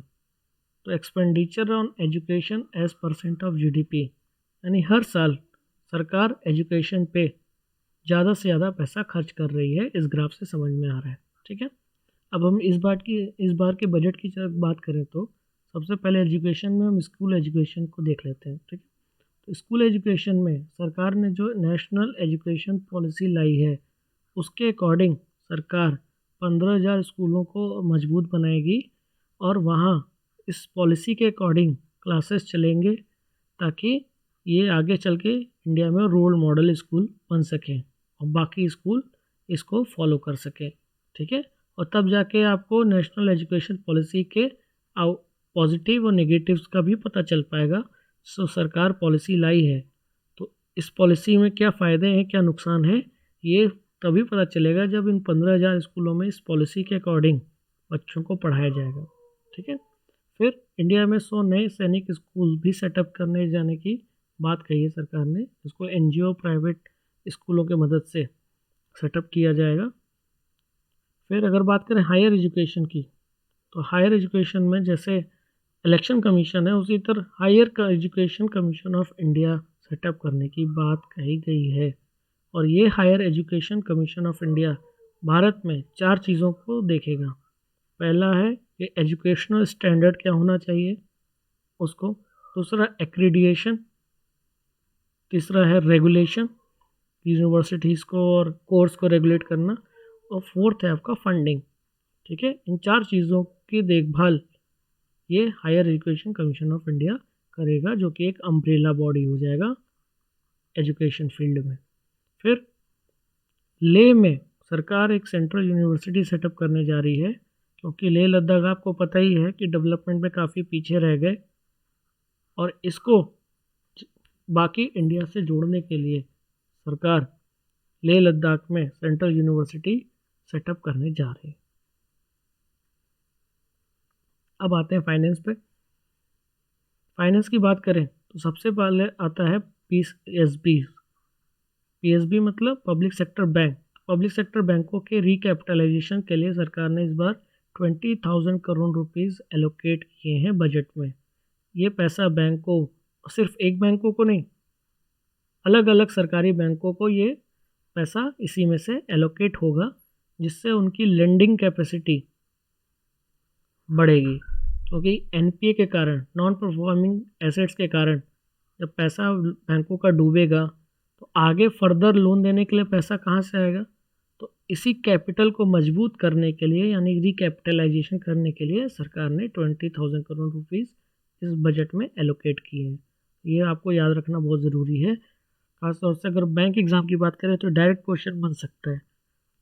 नेक्स्ट की बात करें तो DICGC एक्ट यानी deposit insurance credit guarantee corporation act 1961 में सरकार ने अमेंडमेंट कर दिया है और ये अमेंडमेंट करने के बाद हमारा बैंकों में जो पैसा डिपॉजिट है उस पर इंश्योरेंस का जो कवर है वो कवर 1 लाख से बढ़ाकर सरकार ने 5 लाख कर दिया है। इसका मतलब कि अगर आपके सेविंग अकाउंट में जो पैसा जमा है तो अगर इनकेस बैंक डूब गया तो ये पैसा आपको कौन देगा, ये पैसा आपको DICGC देगी। कितना देगी, पहले 1 लाख था और अब 5 लाख कर दिया है, ठीक है। अब इसको भी थोड़ा और अच्छे से समझ लीजिए। मान लीजिए आपके सेविंग अकाउंट में 50,000 है और आपका बैंक डूब गया तो फिर आपको कितना पैसा मिलेगा, तो आपको 85,000 मिलेगा, 5 लाख नहीं मिलेगा। 1 लाख था तो 1 लाख मिलेगा, 5 लाख बैंक में रखे थे तो 5 लाख मिलेगा, 6 लाख रखे थे तब भी 5 लाख मिलेगा, तब 6 लाख नहीं मिलेगा। इसका मतलब 5 लाख या उससे कम हो बैंक में तो उतना ही मिलेगा जितना बैंक अकाउंट में था, और अगर 5 लाख से ज़्यादा पैसा बैंक अकाउंट में रहेगा तो फिर मैक्सिमम 5 ही लाख मिलेगा, इससे ज़्यादा नहीं मिलेगा, क्योंकि पहले कितना था 1 लाख। तो ये आपसे पूछ सकता है कि DICGC का इंश्योरेंस कवर कितने रुपये का है, तो वो है 5 लाख रुपीज़ का। ठीक है, चलिए फिर नेक्स्ट बात करते हैं। इंडिया में जितने भी नॉन बैंकिंग फाइनेंशियल कंपनीज हैं जिनका एसेट का साइज़ कम से कम कितने करोड़ का है, 100 करोड़ का। ठीक है, एनबीएफसी का मतलब ऐसी फाइनेंशियल कंपनियां, जैसे कि आपने सुना होगा मुथूट फाइनेंस है, बजाज फिनसर्व है, जो काम तो बैंक जैसा ही करती है, लेकिन क्योंकि उनके पास आरबीआई द्वारा बैंकिंग लाइसेंस नहीं होता, इसलिए उनको बैंक नहीं कहा जाता है, उनको एनबीएफसीज कहा जाता है। तो एनबीएफसीज छोटी भी हैं, बड़ी भी हैं एसेट के अकॉर्डिंग। तो ऐसी एनबीएफसी कंपनियां जिनके एसेट का साइज़ 100 करोड़ या उससे ज़्यादा है, ठीक है, तो उन एनबीएफसी कंपनी ने जो लोन बांटा और वो लोन डूब गया, तो उसको रिकवर करने के लिए सरकार ने पास किया था कौन सा एक्ट, सरफेसी एक्ट। अब पहले क्या था कि 50 लाख या उससे ज़्यादा अगर लोन है, अगर लोन का अमाउंट 50 लाख या उससे ज़्यादा है, तभी एनबीएफसी सरफेसी एक्ट का यूज़ करके लोन को रिकवर कर सकते थे।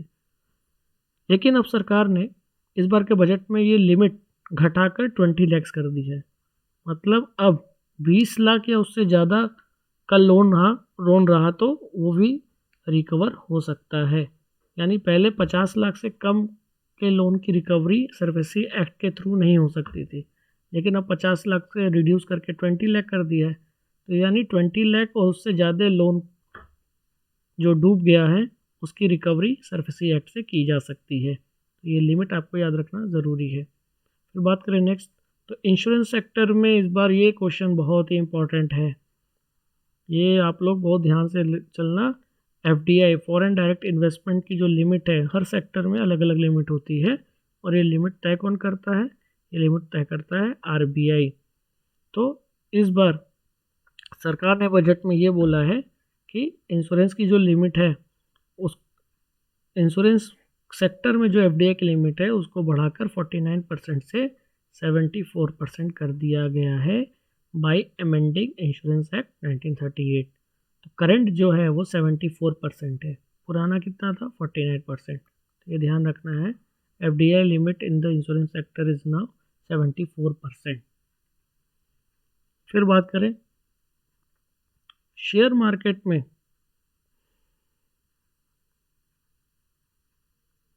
फॉरेन इन्वेस्टर्स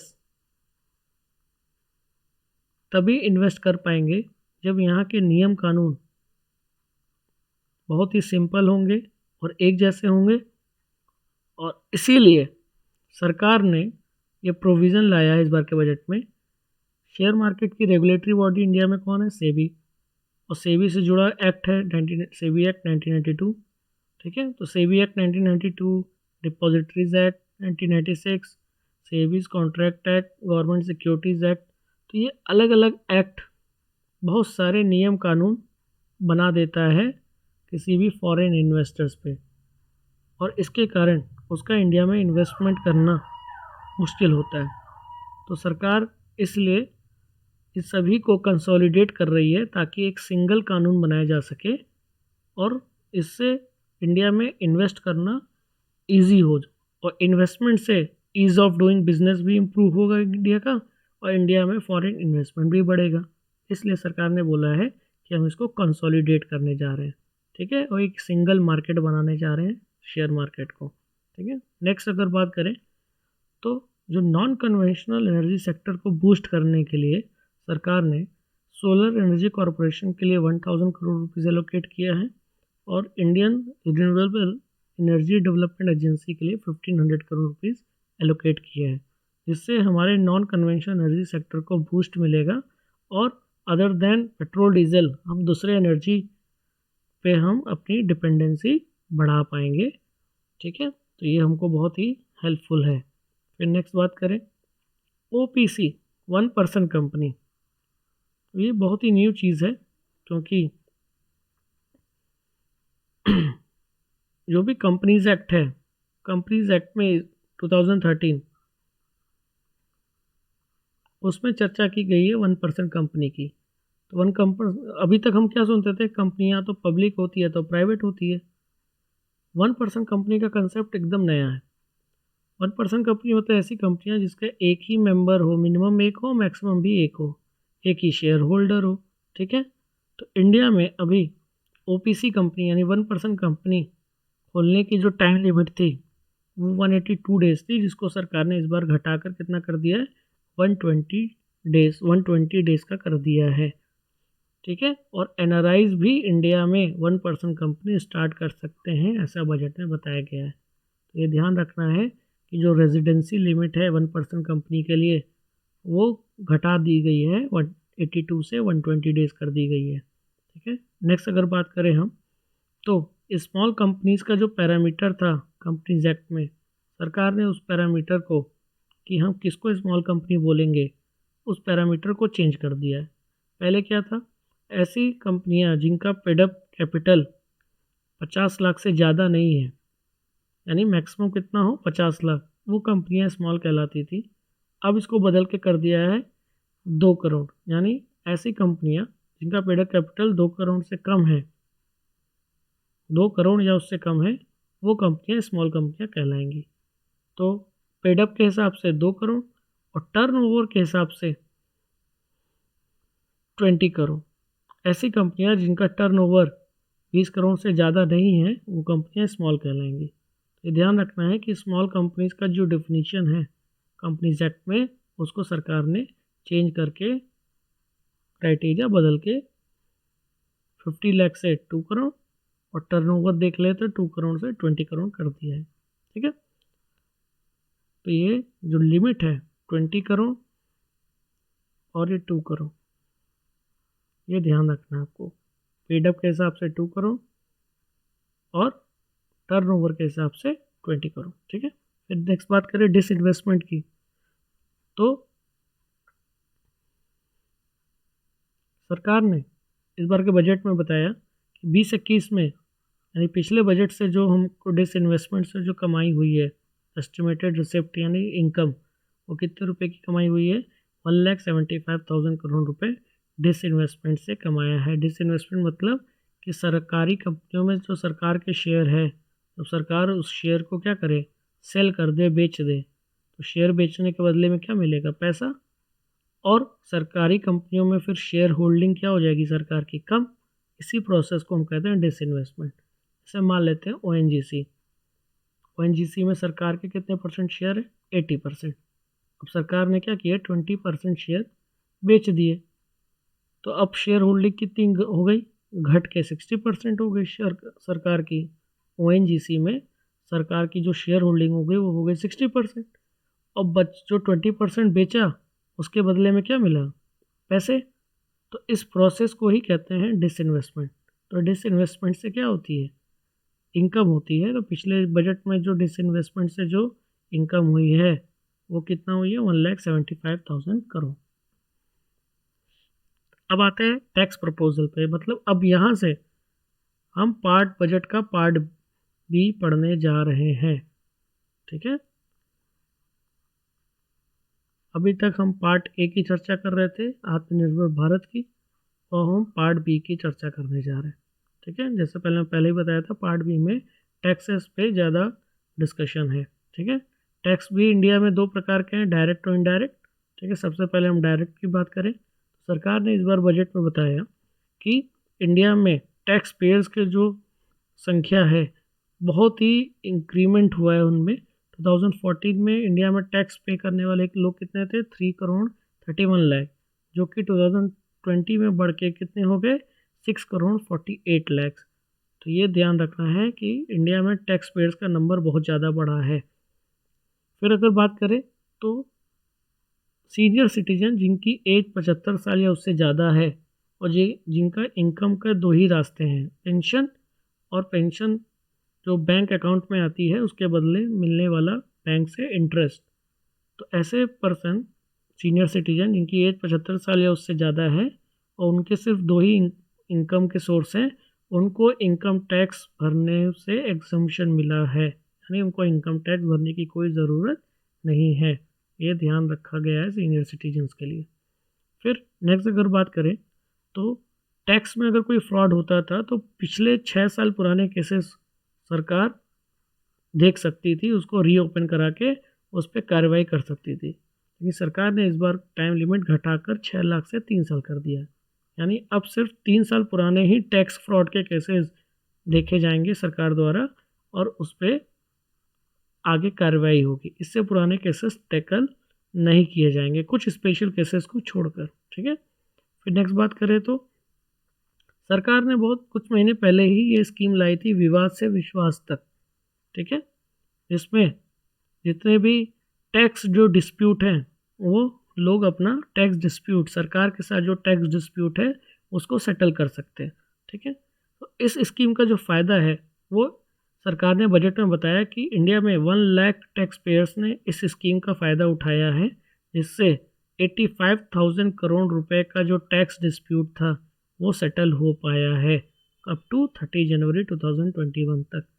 तो आगे भी इस स्कीम का फ़ायदा लोग उठा पाएंगे और सरकार और अपने बीच में जो टैक्स डिस्प्यूट चल रहा है उसको सॉल्व कर पाएंगे विवाद से विश्वास तक स्कीम के माध्यम से। तो ये ध्यान रखना है, ये विवाद से विश्वास ये स्कीम बहुत इम्पॉर्टेंट है इनकम टैक्स के पॉइंट ऑफ व्यू से। ठीक है, फिर अगर बात करें तो ऐसे पर्सन्स जो अपना डिजिटल ट्रांजैक्शन 95% से ज़्यादा कर रहे हैं और जिनके टर्नओवर 10 करोड़ से ज़्यादा है, उनको टैक्स ऑडिट से सरकार ने छूट दे दी है।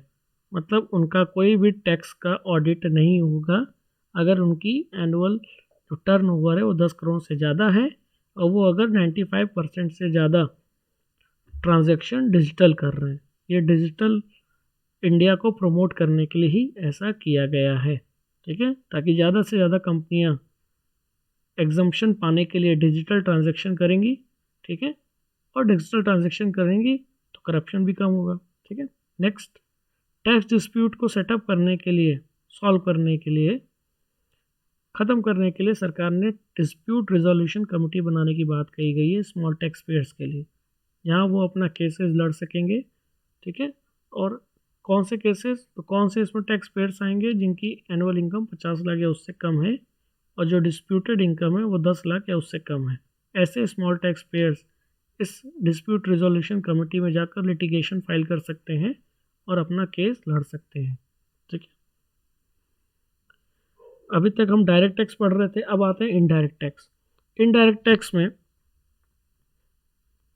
टैक्स में मेन कौन से आता है? सबसे पहला होता है जीएसटी, चाहे वो सेंट्रल हो चाहे स्टेट हो। ठीक है, फिर आता है आपका कस्टम ड्यूटी। क्लियर? तो अगर हम बात करें सर इनडायरेक्ट टैक्सेस में बहुत सारे अनाउंसमेंट किए हैं सरकार ने। सबसे पहला कि मोबाइल के कुछ पार्ट्स पे अभी तक जो कस्टम ड्यूटी था वो नील था, लेकिन सरकार ने इसको बढ़ाकर 2.5% कर दिया है। फिर अगर दूसरी बात करें तो जो कॉपर का स्क्रैप है उस पर जो कस्टम ड्यूटी है उसको घटाकर 5% से 2.5% कर दिया है, ताकि जो कॉपर का रिसाइकलर्स करने वाले लोग हैं उनको मदद मिले। इससे कॉपर की जो कॉस्ट है वो क्या होगी? कम होगी, क्योंकि कस्टम ड्यूटी को सरकार ने कम कर दिया है। फिर अगर बात करें तो स्टील के स्क्रैप पे लगने वाला या स्टील पे लगने वाला एंटी डंपिंग ड्यूटी और काउंटर वेलिंग ड्यूटी हटा दिया है। रिवोक मतलब हटाना। तो सरकार ने स्टील प्रोडक्ट्स पे लगने वाला एडीडी और सीवीडी रिवोक कर दिया है, जिससे स्टील सस्ता होने के चांसेस हैं फ्यूचर में। ठीक है, और इसको छूट को बरकरार रखा है कब तक? स्टील के स्क्रैप पे जो एग्जम्पशन है, कस्टम ड्यूटी पे जो एग्जम्पशन है उसको बढ़ा दिया है 31 मार्च 2022 तक। ठीक है, जिससे स्टील का रिसाइकलर्स करने वाले लोगों को फ़ायदा मिलेगा।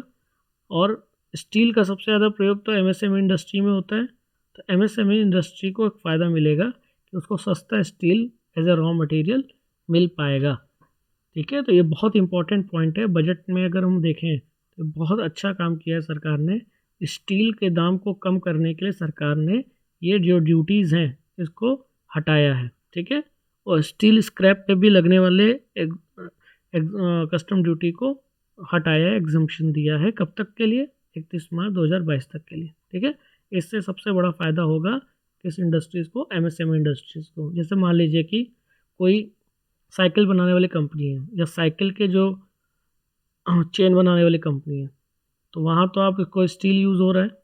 अब स्टील सस्ता होगा तो वो जो एमएसएमई इंडस्ट्री में जो प्रोडक्ट्स बन रहे हैं, मैन्युफैक्चरिंग हो रही है, उसका कॉस्ट भी कम होगा। ठीक है। और सबसे ज़्यादा एमएसएमई इंडस्ट्री, एग्रीकल्चर के बाद सबसे ज़्यादा रोजगार भी एमएसएमई इंडस्ट्री देती है इंडिया में। ठीक है। तो ये सब सारी चीज़ें एमएसएमई को बूस्ट करेंगी। फिर अगर बात करी जाए नेक्स्ट, तो इंडिया में बनने वाले जो सोलर इन्वर्टर हैं और जो सोलर लैंटेन हैं, उनका ज़्यादा इंडिया में डिमांड बढ़े, इसके लिए जो बाहर से सोलर इन्वर्टर्स और सोलर लैंटेन आते हैं उस पर जो कस्टम ड्यूटी है सरकार ने बढ़ा दी है 5% से 20% सोलर इन्वर्टर पे, और सोलर लैंटेन पे 5% से 15%, ताकि कस्टम ड्यूटी के बढ़ने से जो फॉरेन से जो सोलर इन्वर्टर और सोलर लैंटर्न आ रहे हैं उनका कॉस्ट क्या होगा, बढ़ेगा। तो जो डोमेस्टिक इन्वर्टर हैं उनका कॉस्ट कम होने की वजह से उनकी डिमांड बढ़ेगी मार्केट में। ठीक है। तो उनके हितों को रक्षा करने के लिए इंडिया में बनने वाले सोलर इन्वर्टर्स और सोलर लैंटर्न के प्रोडक्शन को बढ़ाने के लिए सरकार ने बाहर से जो इंडिया में बेचे जा रहे हैं उन पे जो कस्टम ड्यूटी है उसको बढ़ा दिया है, जिससे उनकी प्राइस क्या हो जाएगी, बढ़ जाएगी। ठीक है। ये भी बहुत अच्छा काम किया सरकार ने इंडिया के मैन्युफैक्चरिंग सेक्टर को बूस्ट करने के लिए। फिर नेक्स्ट, AIDC यानी agriculture infrastructure and development cess, सरकार ने ये सेस लगाने की बात कही है, और इस सेस के बदले जो पैसा मिलेगा सरकार उसको एग्रीकल्चर इंफ्रास्ट्रक्चर को इम्प्रूव करने में खर्च करेगी। और ये जो सेस है ये कुछ चीज़ों पे ही, कुछ आइटम्स पे ही ये खर्च होगी, ये लगेगी। और उस आइटम्स में जैसे गोल्ड है, पेट्रोल डीजल है। ठीक है। ये ध्यान रखना है कि एग्रीकल्चर इंफ्रास्ट्रक्चर को इम्प्रूव करने के लिए सरकार ने कौन सा सेस लगाया है। सेस का पूरा नाम है agriculture infrastructure and development cess, short में AIDC। ठीक है। तो ये हमारा टैक्सेस कंप्लीट हो गया, डायरेक्ट और इनडायरेक्ट दोनों कवर कर लिया हमने। लास्ट में बात करें अपनी वित्तीय पोजीशन की, फिजिकल पोजीशन की, कि हम कहाँ स्टैंड करते हैं। तो सरकार ने बताया, अब जैसे यहाँ आप देख पा रहे हो BE होता है बजटरी एस्टिमेट, BE होता है बजटरी एस्टिमेट। सरकार का जो इस बार का 2021-22 का जो बजटरी एस्टिमेट है वो कितने लाख करोड़ रुपीस का है, 34.83 लाख करोड़ रुपीस का है। मतलब सरकार टोटल कितना पैसा खर्च करेगी इस साल, वो है 34,83,000। और इसमें से मैंने पहले भी बताया था कि जो टोटल एक्सपेंडिचर है वो दो हिस्सों में बढ़ता है, रेवेन्यू और कैपिटल। ठीक है। तो जो टोटल एक्सपेंडिचर है वो कितने का है, 34.83 लाख करोड़ का। और इसमें से कैपिटल एक्सपेंडिचर कितने का है, 5.5 लाख करोड़ का। तो जो पैसा बच गया वो किस में जाएगा, रेवेन्यू एक्सपेंडिचर का हिस्सा होगा। ठीक है। अगर हम 34.83 माइनस 5.5 कर दें तो जो फंड आया वो रेवेन्यू एक्सपेंडिचर का हिस्सा है। ठीक है। और इस बार अभी हमने पहले ही पढ़ा था, इस बार का जो कैपिटल एक्सपेंडिचर है वो पहले से 34.5% ज़्यादा है, ताकि इकोनॉमी को पुश किया जा सके, क्योंकि इसके बदले सरकार जो पैसा कमाएगी उसको वापस कैप प्रोजेक्ट्स में लगा सकेगी। ठीक है। तो ये आपको बहुत इंपॉर्टेंट ये एलोकेशन याद रखना है कि जो टोटल बजटरी एस्टिमेट है इस बार का वो 34.83 लाख करोड़ का है, और जो कैपिटल एक्सपेंडिचर है वो कितने का है, 5.5 लाख करोड़ का। और पिछले साल के बजट के कैपिटल एक्सपेंडिचर से कितना परसेंट ज़्यादा है इस बार का कैपिटल एक्सपेंडिचर, 34.5%। ठीक है। नेक्स्ट, फिजिकल डेफिसिट यानी राजकोषीय घाटे का जो टारगेट है वो कितना सरकार ने इस बार सेट किया है, वो किया है 6.8% ऑफ GDP। वैसे तो ये टारगेट बहुत कम होना चाहिए, लेकिन कोविड-19 पेंडेमिक के कारण सरकार की इनकम को काफ़ी धक्का मिला, और धक्के के कारण सरकार का जो घाटा है वो घटने के बजाय बढ़ गया। ठीक है। तो इसलिए ये टारगेट बहुत ज़्यादा नहीं, तो टारगेट अराउंड 3 to 4% ही रहता था। ठीक है। लेकिन अगर आप पिछले साल का बजट उठा के देखो तो ये आपको टारगेट कम मिलेगा।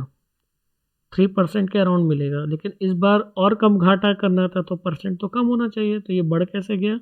वो इसीलिए गया क्योंकि सरकार की इनकम कम हुई कोविड-19 पेंडेमिक के कारण। ठीक है, नेक्स्ट बात करें तो सरकार के जो 3 मेन फंड है, गवर्नमेंट ऑफ इंडिया के 3 main fund, consolidated fund of India, contingency fund of India और public account fund of India. तो जो कंटिजेंसी फंड है उसको हम इमरजेंसी फंड भी कहते हैं, जिसमें अभी तक 500 करोड़ रुपए सरकार रखती थी।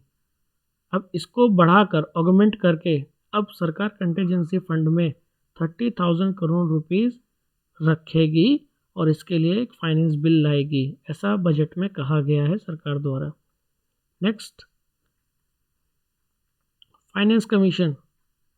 कौन सा? 15th फाइनेंस कमीशन, जो 2021 से लेकर 21-22 से लेकर कब तक है? 2025-26 तक। तो इन 5 सालों के फाइनेंशियल ईयर के लिए जो फाइनेंस कमीशन ने जो अपनी रिपोर्ट सबमिट की है, 15th फाइनेंस कमीशन, जिसके चेयरमैन कौन है? एनके सिंह। ये भी ध्यान रखना है। फाइनेंस कमीशन का काम होता है कि जो टैक्सेस से जो कमाई हुई सरकार की, केंद्र सरकार की, उस टैक्स में कुछ हिस्सा राज्य सरकार को भी देना होता है। तो जो टैक्सेस का बंटवारा है किसके बीच? सेंटर और स्टेट के बीच।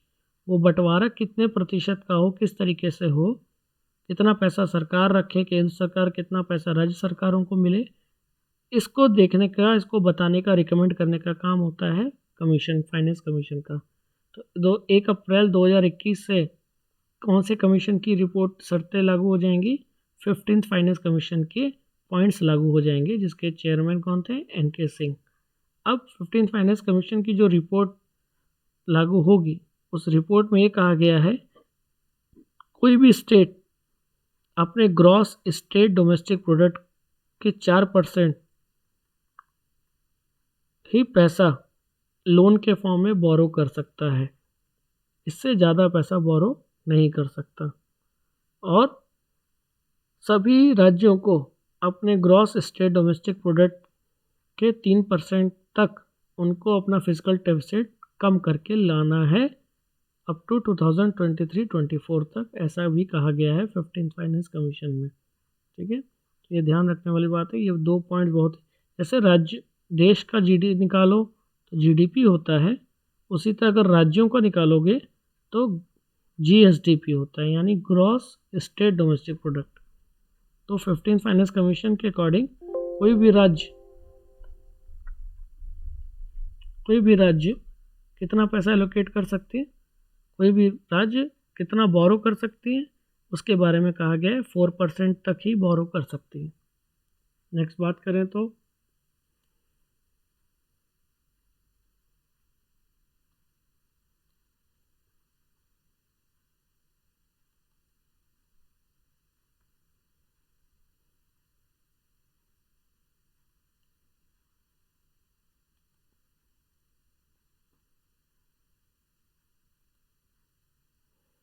सॉरी, बीच में थोड़ा प्रॉब्लम आ गया। आइए, अब जैसे हमने पहले देखा तो ये हमारी फिजिकल पोजीशन थी। ठीक है, फिजिकल पोजीशन को हमने कवर किया कि राज्यों को कितना पैसा बोरो कर सकते हैं, राज्य कितना फिजिकल डेफिसिट का टारगेट अचीव करना है, राज्यों को कितना पैसा मिलेगा, ये सब 15th कमीशन देखता है। और केंद्र सरकार का इस बार का फिजिकल डेफिसिट कितना रहा है? 6.8%। ठीक है, कंटिजेंसी फंड को बढ़ाकर सरकार ने 30,000 करोड़ कर दिया है। ठीक है, ये सारे पॉइंट्स हमने फिजिकल पोजीशन में कवर किए। अब आते हैं 2021 ईयर ऑफ माइलस्टोन कहा जा रहा है, क्योंकि इस साल बहुत सारे इवेंट्स होने जा रहे हैं। हम अपना 75 ईयर ऑफ इंडिया इंडिपेंडेंस मनाएंगे, 60 ईयर्स कंप्लीट हो जाएंगे Goa accession to India. Goa जब इंडिया का हिस्सा बना उसके 60 साल पूरे हो रहे हैं 2021 में।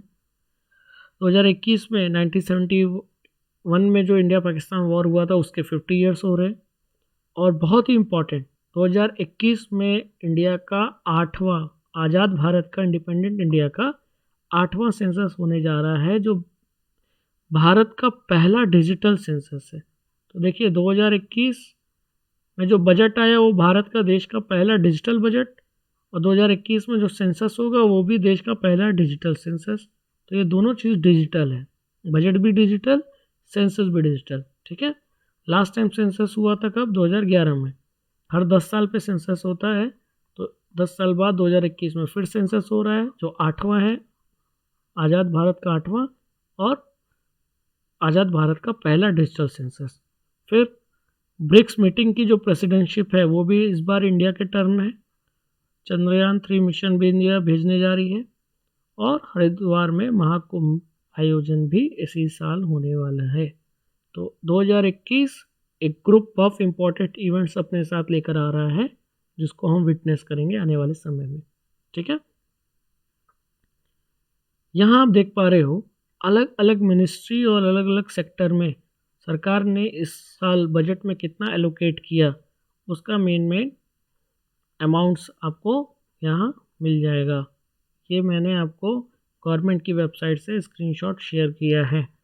ठीक है, तो ये आपको एग्ज़ाम में एलोकेशन में मदद मिलेगा कि किस सेक्टर को कितना पैसा एलोकेट हुआ। इसमें कुछ सेक्टर हमने पहले कवर किए हैं और जो सेक्टर कवर नहीं किए हैं वो सेक्टर आपको, जैसे डिफेंस हमने कवर नहीं किया, डिफेंस का एलोकेशन यहाँ है। ठीक है, मिनिस्ट्री ऑफ होम अफेयर्स हमने कवर नहीं किया था, उसका एलोकेशन के बारे में यहाँ दिया हुआ है 1,66,547। तो ये डिफरेंट सेक्टर्स में कितना कितना पैसा एलोकेट किया गया है उसके बारे में यहाँ डिस्कशन है। ठीक है, तो आई होप आपको ये वीडियो पसंद आया होगा। मैंने कोशिश की है कि ज़्यादा से ज़्यादा पॉइंट्स इस बजट में मैं कवर कर सकूं, और आई होप मैं आपके लिए वीडियो और बेहतर वीडियो बनाता रहूँगा, अलग अलग एजुकेशनल कंटेंट देता रहूँगा। Thank you.